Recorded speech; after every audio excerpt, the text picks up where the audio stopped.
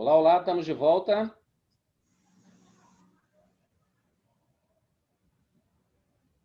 Passa muito rápido, né? 40 minutos. Parece que 8 horas ficou mais rápido, meu pastor.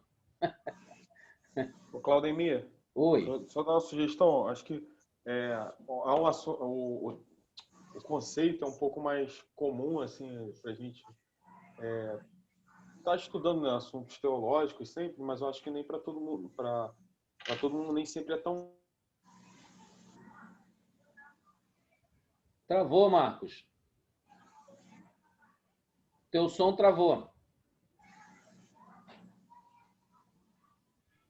Vamos lá? Meus irmãos, estamos de volta. Pastor Anselmo. Voltei. Melhorou, Claudemir, Pô, o áudio? 100%, meu pastor, 100%. Ah, tudo bem. É que ele estava eu estou carregando o celular enquanto falo, É. aí estou meio complicado aqui na posição, mas vamos lá. Eu não sei se deu para ouvir mais claramente, Deu para mas pegar o teu raciocínio, deu para acompanhar. Mesmo com debilidade, mas deu para acompanhar a questão do som. isso, exatamente. Então, só resumindo, né, o pessoal que está na nossa Agora faixa do ficou ruim de século novo. XX, é, tá meio complicado aqui o meu sinal também. Meu sinal não está muito legal. Ele ficou ruim de Mas novo. Tá picotando demais da conta. deixa eu tentar desconectar aqui o carregador. Tá bom. Melhorou? A gente vai dando sequência então, pastor, enquanto o senhor conecta, tá? Vê se melhorou agora. Eu desconectei o carregador, não sei se era isso. Também Não, tem continua a feito mesma também. coisa. Tá muito ruim teu som. É, é, tá bom. Mas vou tentar melhorar aqui. Tá bom, tá bom. Vamos lá, meus irmãos. Então, vamos lá para a gente fechar esse tópico aqui. Primeiro aspecto é da questão da cosmovisão, para entender o que o autor está dizendo. Segundo a visão que nós entendemos claramente ali, é o seguinte: uma mãe vai com a filha no local comprar um brinquedo. Simplesmente isso. Então, outras pessoas enxergam de uma forma bem abrangente, colocando a questão política, ou seja, a pavimentação, a estrada estava segura, até elas se deslocarem para chegar no contexto e já enxergam todo o capitalismo voltado para o desenvolvimento, aquela questão objetiva. Ou seja, resumindo, cada um tem uma visão macro daquilo que é o seu interesse final. Então, o interessante é você compreender nesse aspecto, o professor Marcos Poeta, depois ele vai falar um pouco mais sobre isso, ele vai ser meu paralelo aqui de informação sobre esse contexto, do ping-pong. Por quê? A visão em que as pessoas apresentam algo e que você acaba comprando essa informação, aí é que está o contexto. Se você não tiver uma base de conhecimento para entender até onde essa pessoa está querendo chegar, aí é que complica essa ideologia, esse contexto político de você não estar inserido de uma forma ampla, objetiva, dentro do contexto da igreja como plano de Deus para a sua vida. Por que que tem pessoas que enxergam o seguinte: eu estou aqui, mas o meu propósito não é esse, não é aquele, não é aquele, não se engloba, não faz parte de um contexto de ajudar a igreja local a trabalhar. Por quê? A visão dela é particular, é outra. Então, ela não foca naquilo que realmente ela quer, ok? Estamos recebendo aqui a presença do nosso pastor geral, nosso coordenador, pastor Assir. Seja bem-vindo, pastor Assir.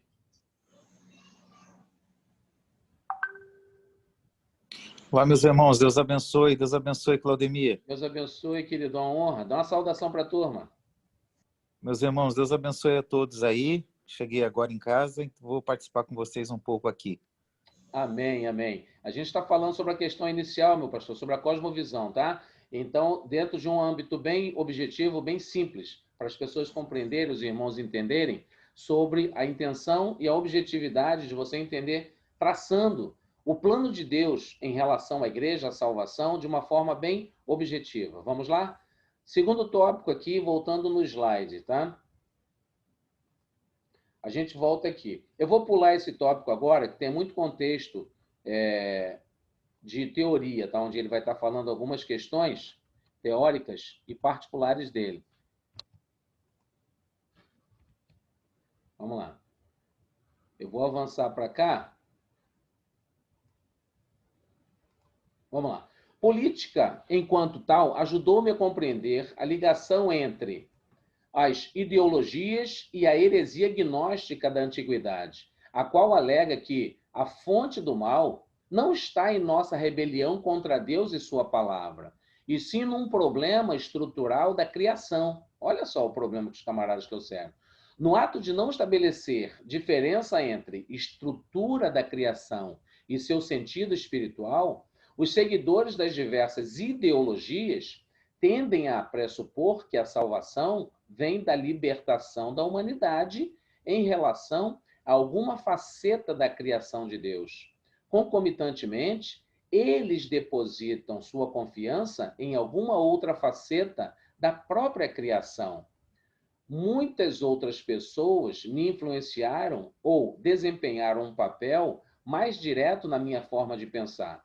As que mais contribuíram foram as seguintes: foi Abraham Kuyper, estadista cristão holandês e polímata, cujas reflexões sobre política e sociedade foram construídas em resposta à secularização generalizada dos Países Baixos durante o século XIX. Herman Doiver, que foi por várias décadas catedrático de filosofia do direito na Universidade Livre de Amsterdã e cuja filosofia cristã tem me ajudado enormemente a compreender a natureza da política e do Estado. Jean Bethke Stein, da Universidade de Chicago, cujos críticos mostram um raro grau de bom senso motivado pelo esforço de se manter em largo de vários programas ideológicos. E aí ele vem falando sobre uma série de pessoas que o ajudaram nesse contexto, né, que é o autor, para que a gente possa entender o seguinte. Eu quero tratar esse ponto aqui, tá? Sobre a questão da heresia gnóstica da antiguidade, a qual alega que a fonte do mal não está em nossa rebelião contra Deus e sua palavra, e sim num problema estrutural da criação, no ato de não estabelecer diferença entre estrutura da criação e o seu sentido espiritual. Aí, trazendo aqui para a gente olhar no olho novamente. O ponto fundamental do que ele quer dizer aqui, meus irmãos, é o seguinte, para vocês entenderem, para a gente avançando. O ponto em que, quando os gnósticos do passado traziam as heresias e mostravam para o contexto de implantar um sistema de visão, trazendo que Deus não era suficientemente capaz de salvar o homem de uma forma absoluta, gerando o quê? Dúvida no coração do cristão e fazendo com que ele pensasse de uma forma diferente, alegando que a criação não foi tão objetiva a ponto de deixar o homem de uma forma tão inteligente e que ele pudesse expor a sua salvação de forma objetiva. Então, a culpa não era deles, era de Deus. Ou seja, eles culpavam Deus por conta de erros que o próprio homem cometia. Então, esse ponto crucial, ele é muito perigoso quando você coloca em xeque a soberania de Deus, quando você coloca em xeque a autoridade de Deus na criação, entendeu? Então, esse é um ponto muito importante para que a gente tenha essa objetividade na informação. Vamos lá. Outro aspecto para a gente avançando, aqui. Deixa eu dar uma avançada aqui. Aqui, ó.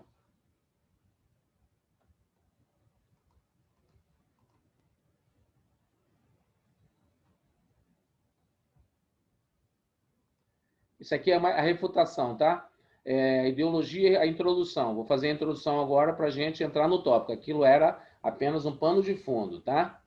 Vivemos numa época extraordinária. Até pouco tempo atrás, parecia que o mundo estava preso no impasse apocalíptico entre duas superpotências e suas ideologias rivais.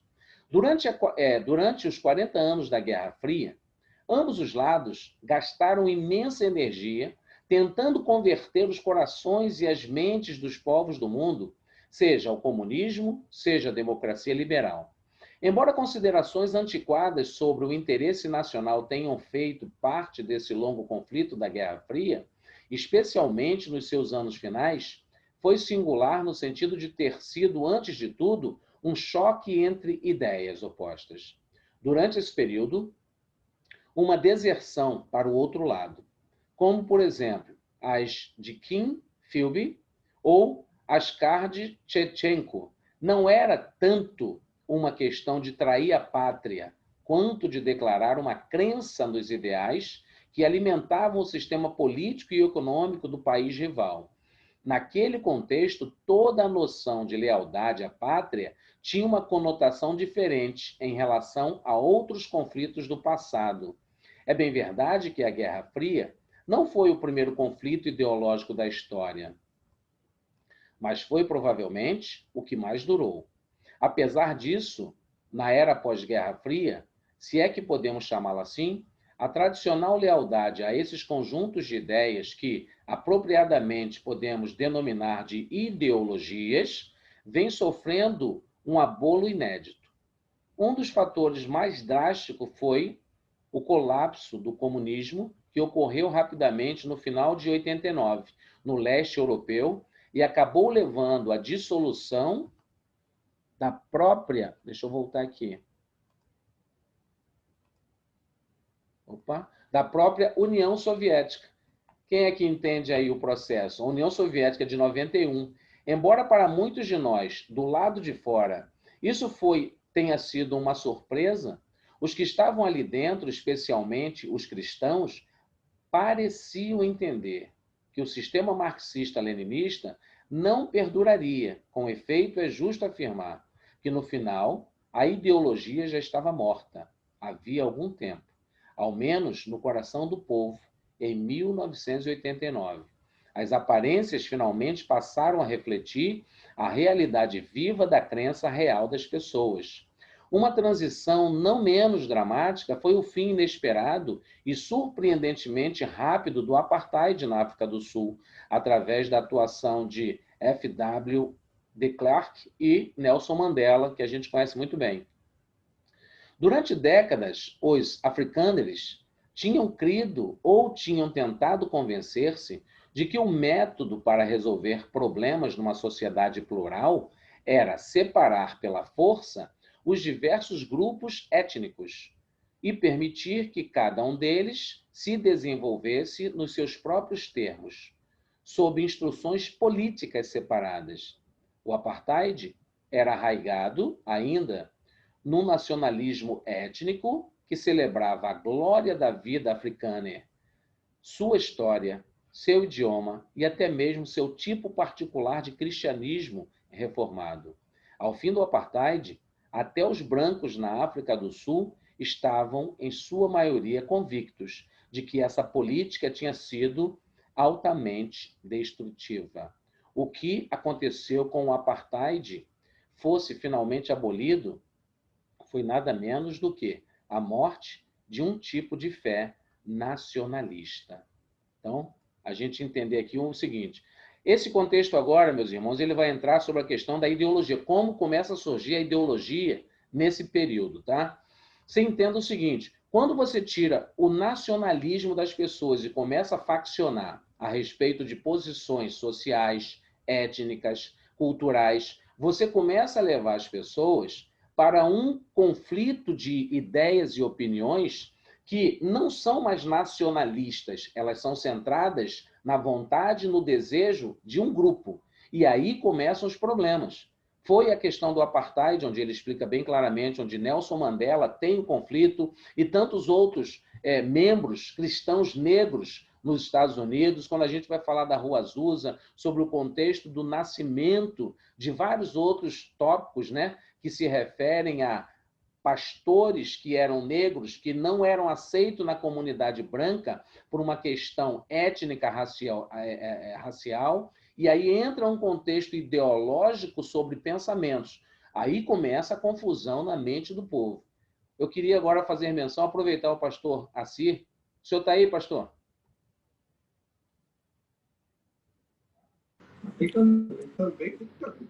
Alô, pastor Assir? Alô? Oi, está acompanhando com a gente esse tópico aqui? Sim. Só para o senhor fazer uma contribuição, uma colaboração a respeito desse aspecto, bem rapidamente, falando sobre a questão ideológica, quando surge, que eu falei que ia fazer um ping-pong com os professores, com os mestres. O senhor estaria disponível nesse momento para falar? Sim, pode falar. Então, vamos lá. O primeiro tópico, quando essa questão Quando tira-se o nacionalismo das pessoas e facciona para grupos sociais, étnicos, grupos em que você começa a colocar ideias, você começa a fragmentar e enfraquecer essa nação, perfeito? Sim, perfeito, porque a intenção é dividir, né? A gente percebe que essa é uma estratégia, por exemplo, utilizada até mesmo por alguns grupos radicais da história. O nazismo fez isso, ainda que ele tinha uma proposta nacionalista, ele construiu esse nacionalismo exclusivista para dividindo a Alemanha, né? A gente vê, por exemplo, a história tem uma série na Netflix, agora que eu não estou lembrando o nome, que descreve esses bastidores da influência de Hitler no nazismo. Ele criou uma divisão muito grande, fragmentou toda uma série de pessoas que foram dividindo, e assim, por exemplo, até mesmo o projeto de poder dele não se sustentou. Então, toda vez que você quer destruir uma grande narrativa, ou uma metanarrativa, que é chamada na sociologia, você usa de metas narrativas fragmentadas para ir destruindo todo o conceito. E assim você destrói essa perspectiva mais nacionalista, destrói qualquer outro grande projeto. E olhando, fazendo uma ponte com a Bíblia, né, Claudemir? Sim. A gente percebe que essa, na verdade, é uma ação totalmente demoníaca, né? A divisão na família, na igreja, Exatamente. gera apenas o que o diabo tem de plano, né? Que é a divisão. Isso. Obrigado, pastor Assi, pela participação, até porque entendeu o seguinte: um reino dividido, ele não subsiste, ok? Então, obrigado, pastor Assi. Valeu. Ok. Para vocês entenderem, meus irmãos, como é que começa o conceito aí, tá? A gente começa a questão da ideologia, onde é que ela começa, tá? Quando você começa a entender isso, eu não quero levar para duas vertentes, só para vocês entenderem como é que funciona.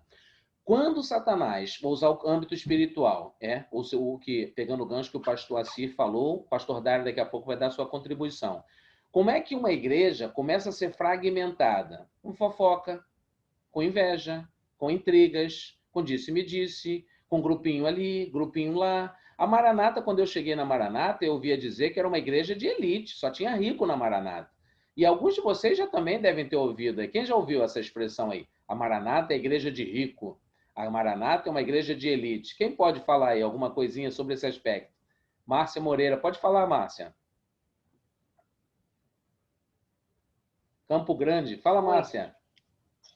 Eu levantei a mão para dizer que já tinha ouvido falar muito isso, inclusive de pessoas que eu convidava, né? Tá me ouvindo?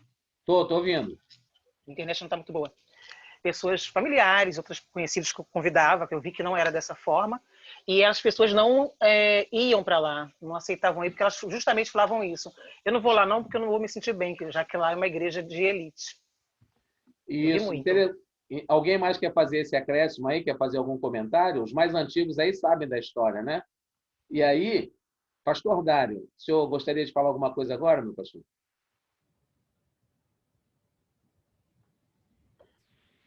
A Maranata sempre foi uma igreja de elite, por isso que eu estou aqui.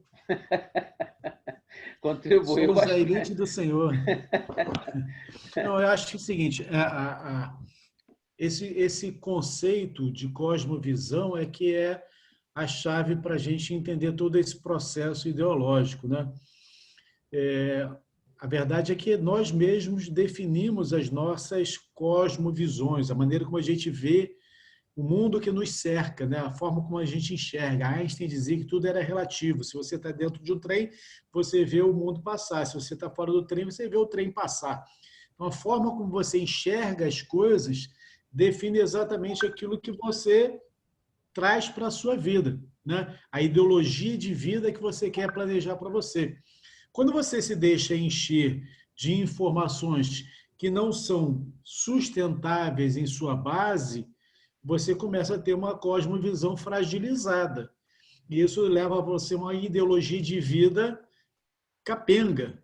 Quando você sustenta a sua cosmovisão em cima de algo que é palpável, real, perfeito, pleno e sustentável, que é a palavra de Deus, você leva a sua ideologia a ser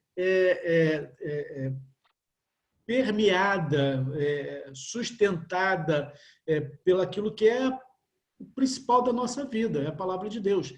Então, quando você tem o Evangelho, a palavra, como base para o seu entendimento da sua visão, da sua cosmovisão, podem vir as ideologias socialistas, as ideologias comunistas, as ideologias liberais, as ideologias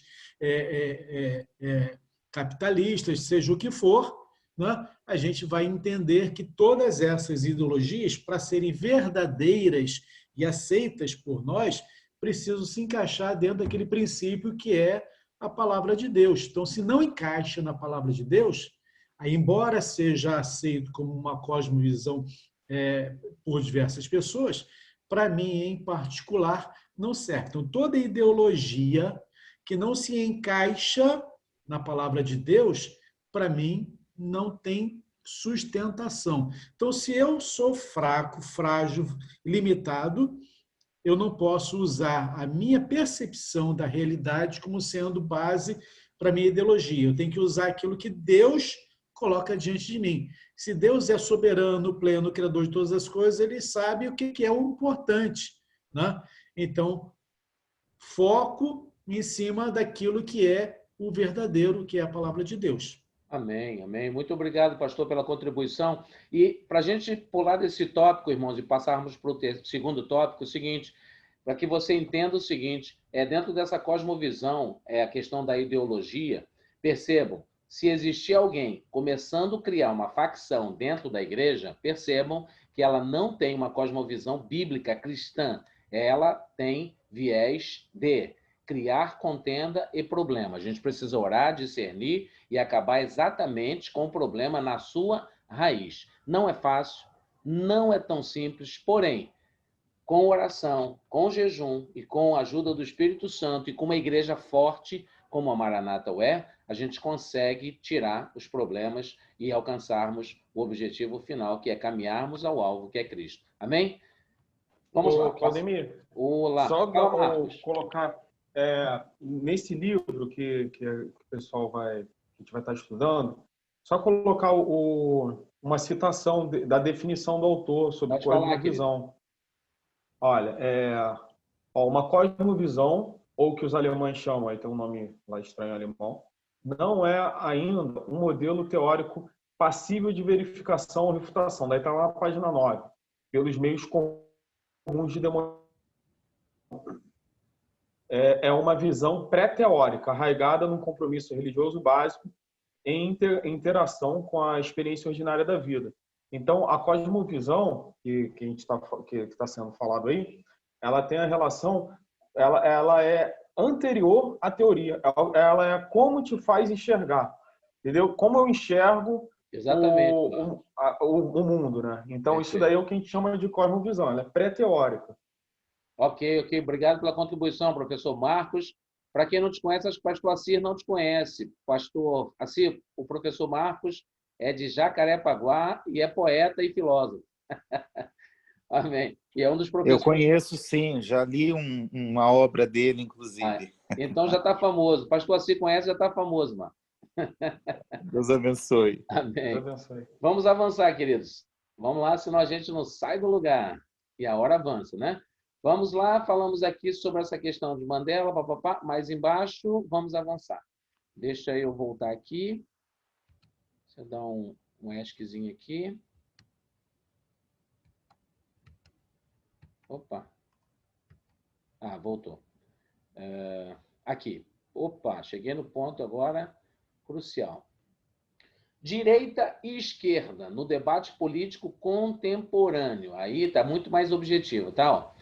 Recorrentemente, podemos observar, tanto em discussões entre políticos de carreira, quanto entre formadores de opinião pública, professores universitários ou mesmo pessoas comuns, por meio das redes sociais, os termos direita, esquerda, sendo utilizados para qualificar ou desqualificar a postura, né, político-ideológica de uns e de outros. E aí, essa nomenclatura, o termo, né, direita, esquerda, a gente vai começar a entender um pouquinho mais como é que surgiu isso. Vamos lá. O problema, dá para entender daqui, não é preciso aumentar mais não, né, meus irmãos? O problema é que, na maioria dos casos, os debatedores empregam mal essas expressões, por não conhecerem a carga ideológica que elas comportam. E também raramente sabem em que contexto elas nasceram. Pois bem, a origem dos temas direita e esquerda no âmbito político ocorreu durante a Revolução Francesa. A seguir, saberemos como. Origem dos termos direita e esquerda no contexto da Revolução. Sabemos que a Revolução Francesa foi um dos acontecimentos mais impactantes da história. Haja vista que foi a partir dela que novos modelos políticos, sociais, culturais surgiram na Europa, enterrando o antigo regime absolutista. Você já deve ter ouvido falar isso aí nas aulas primárias, de faculdade, até hoje a gente ouve, né? Os regimes absolutistas, espalhando-se para outros continentes. A estrutura do antigo regime era composta por 3 estados. Primeiro, a nobreza. Segundo, o clero. E o terceiro, que é a burguesia, que se dividia entre alta e baixa burguesia e incluía também os trabalhadores urbanos e os camponeses. A Revolução estourou em 1789 por causa da busca de legitimidade e representatividade política por parte do Terceiro Estado. Os membros do Terceiro Estado reuniam-se em Assembleia Constituinte para redefinir os rumos da França, levando em conta o protagonismo da burguesia. No salão em que a Assembleia reuniu-se, 2 grupos principais, eles debatiam. Do lado esquerdo, encontravam-se os mais exaltados e radicais alinhados com a baixa burguesia e os trabalhadores. Os principais representantes desse grupo eram os jacobinos, do lado direito, que estavam aqueles mais moderados, com tendência à conciliação e com boa articulação com a nobreza, e a alta burguesia, eram conhecidos como girondinos. Desse modo, dessas divergências entre jacobinos radicais e girondinos moderados, tendendo à manutenção de certa ordem institucional, tradicional, derivaram as noções de esquerda e direita, que perduram até hoje no debate político. Entretanto, algumas particularidades de ordem ideológica que precisam ser ressaltadas. O fator ideológico, o conservadorismo versus o progressismo. Vamos lá, começando a explicar. Quando falamos de direita e esquerda no âmbito da discussão política, é preciso também, além de saber como esses termos originaram-se, ter o cuidado de entender a quais vieses ideológicos eles estão associados. Por exemplo, a própria Revolução Francesa, se observada em seu todo, era uma revolução expressamente progressista, influenciada pelo iluminismo francês. Mesmo os girondinos, que podiam ser mais ligados à tradição e moderados, estavam inseridos nessa perspectiva do progressismo, que, grosso modo, tinha uma vista à crença no futuro, no progresso, por isso o nome progressista. Eles tinham uma visão futurística sobre o progresso crescente e ininterrupto da humanidade, em suas maiores qualidades e valores, como a liberdade e a igualdade. Vocês já ouviram isso aqui, né? Por aí. Liberdade, igualdade, etc. Esses traços típicos da ideologia progressista ainda podem ser observados em muitos discursos de esquerda, ainda hoje. Então, para vocês entenderem, né? Onde nasceu, como nasceu, tudo tem uma base doutrinária. Por outro lado, contrário ao progressismo está o conservadorismo, aquele que é considerado o pai do conservadorismo moderno, que é o britânico Edmund Burke, de 1729 a 1797. Ele foi um dos principais críticos da Revolução Francesa, sendo contemporâneo dela. As críticas de Burke tinham por alvo, exatamente, o conteúdo progressista dos revolucionários, a aposta no futuro e a fé no progresso e na razão, encarados como novos deuses, olha isso, para os anticlericais da Revolução. Tal fé, advertiu Burke, acabou por conduzir ao terror jacobino, lá em 1792 a 1794. Temos mais 10 minutos aí. Menos, né? O conteúdo do conservadorismo burkeano, né? Burkeano porque vem de Jacob Burke, acabou por dar base de sustentação às ideologias ditas de direita no século XIX, sobretudo na Inglaterra e nos Estados Unidos. A defesa da ordem moral, da tradição e dos valores religiosos, da liberdade econômica, da livre iniciativa e da propriedade privada estão entre as premissas básicas do pensamento conservador. Então, vamos discutir um pouquinho isso aqui para a gente esclarecer, olhando no olho de vocês aqui. Olá, olá, tá todo mundo aí, né? Como dizem, dar aula olhando só para a tela, ninguém falando, parece que você está sozinho, solitário. Então, irmãos, vamos entender. Vocês ouviram já agora, já chegou mais nos nossos ouvidos questões do dia a dia, né? Esquerda, direita, conservadorismo, aquela questão do progressista, da razão do povo, endeusando todo um processo. Então, vamos entender um pouquinho.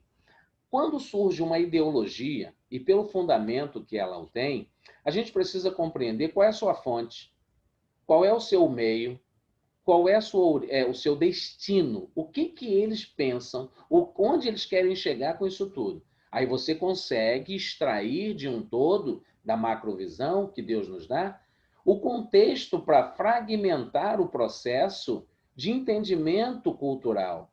Isso tudo faz parte de uma construção de ideias. Bom, peraí, como é que eu consigo identificar uma pessoa? Pelo que ela pensa, pelo que ela fala.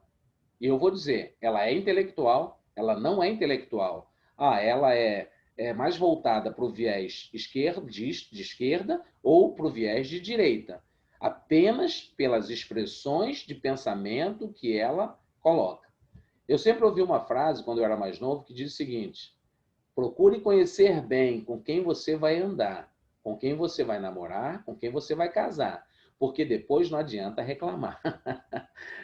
Que a pessoa expressa o que ela pensa, sente de uma forma subjetiva. Depois, quando você está enlaçado numa questão já, vamos dizer, matrimonial, aí você diz assim: pastor Dário, pastor Assi, pastor Anselmo, estou me separando por questão de incompatibilidade de gênero. Olha o gênero aí. Não é assim que funciona, pastor Assi? Incompatibilidade de gênero, não é? De gênio, de gênio. Hoje em dia é gênero mesmo, né? Mas é verdade uma coisa, Claudemir, que é importante lembrar, é que ninguém é neutro em nada. Todos Perfeito. nós temos um óculos que nós lemos o mundo, né? A questão é que o cristão, quando ele faz uma leitura de qualquer coisa que está no mundo, seja da cultura, seja da religião, seja da história, seja da política, que é o caso que nós estamos debatendo nesse livro, o óculos do cristão, a cosmovisão tem que ser cristã, tem que ser a partir da Bíblia. Perfeito. Nós estamos vivendo um tempo difícil porque muitos cristãos evangélicos, eles estão lendo a sociedade com os óculos das ciências sociais. Eu não estou dizendo que as ciências sociais sejam ruins, elas são importantes, mas elas auxiliam, elas não determinam a nossa forma de enxergar, né? Então, como crentes em Jesus, a nossa base de crença e de comportamento, nosso manual de fé é a Bíblia. Perfeito. É a vontade de Deus. Então, eu tenho que ler o mundo dessa forma e não com os olhos de qualquer outra ideologia. É por isso que uma ideologia ela é sempre perigosa quando ela afronta as Escrituras, né? Só contribuindo aqui o que o pastor falou. Tá bom. Só um minutinho, Marcos. Obrigado, pastor Assi, pela contribuição. Pode falar, professor Marcos. Não, então, é interessantíssimo o que o pastor acabou de falar, porque é justamente por onde o livro vai caminhar.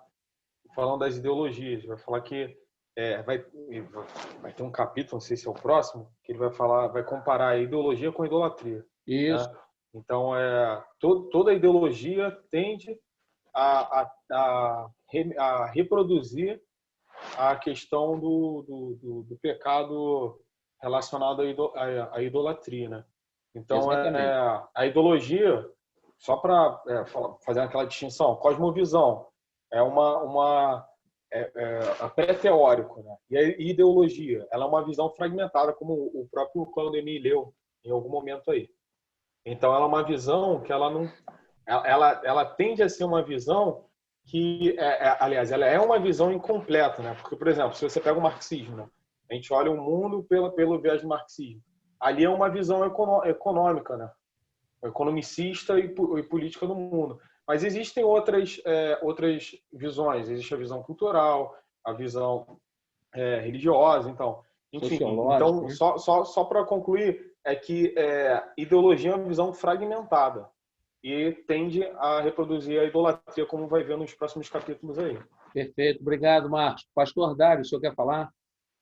O problema é que, complementando o que o pastor Assi está falando, é que o que acontece hoje em dia é que as pessoas querem trazer suas ideologias e querem adaptar a Bíblia à ideologia que ele está trazendo. Aí ele cria uma série de heresias que entram nessa questão da idolatria, né? Sim. Então, essas heresias criadas por causa de um viés político, partidário, vamos dizer assim, acaba criando uma série de problemas. Porque o certo, o normal, o real, o perfeito é você pegar a Bíblia e levar, então, para a realidade. Ok. Obrigado, pastor Dário. Pastor Anselmo, tá disponível agora, querido? Assim, vamos ver se melhorou aqui o meu sinal, né? Tá Voltou tudo complicado. de novo. Tá ruim? Tá ruim teu som. Dá para ouvir alguma coisa? Pode falar. A gente vai tentando ouvir aí. Isso. Até pegando um gancho no que o comentário do pastor Assi, do pastor Dário também, a Bíblia, quando a gente foi despertado mais para essas discussões, né, ideológicas, porque tanto um lado quanto o outro tenta até buscar na Bíblia alguma fundamentação para a sua ideologia. E isso até é bom para nós, porque nós realmente, como até foi falado no início, a nossa causa, a nossa ideologia é Cristo, é a palavra de Deus. E a palavra de Deus é que vai estabelecer a nossa cosmovisão, que vai formar a nossa cosmovisão. Ok? Ok.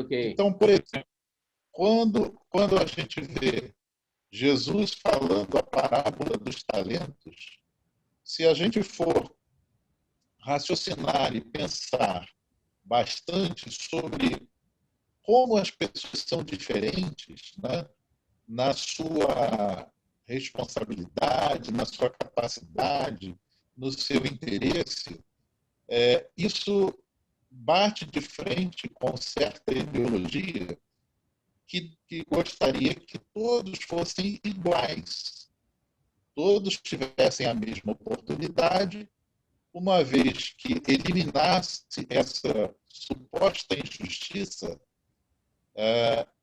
os problemas da humanidade estariam resolvidos.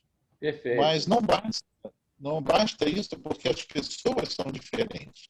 As pessoas sempre serão diferentes. Cada pessoa vai ter uma forma de pensar sobre como ela vai conduzir a sua própria vida. Então, a parábola dos é muito emblemática com relação a isso. As pessoas nunca serão iguais. Se você der oportunidade iguais, elas vão reagir de forma diferente. Exatamente. Mais uma vez, pedindo licença, pastor Anselmo, a gente está caindo agora, menos de um minuto, vou derrubar aqui para a gente voltar automaticamente para o terceiro vídeo e aí a gente conclui, ok? Vamos lá, todos apertem aí. Só apertar o play.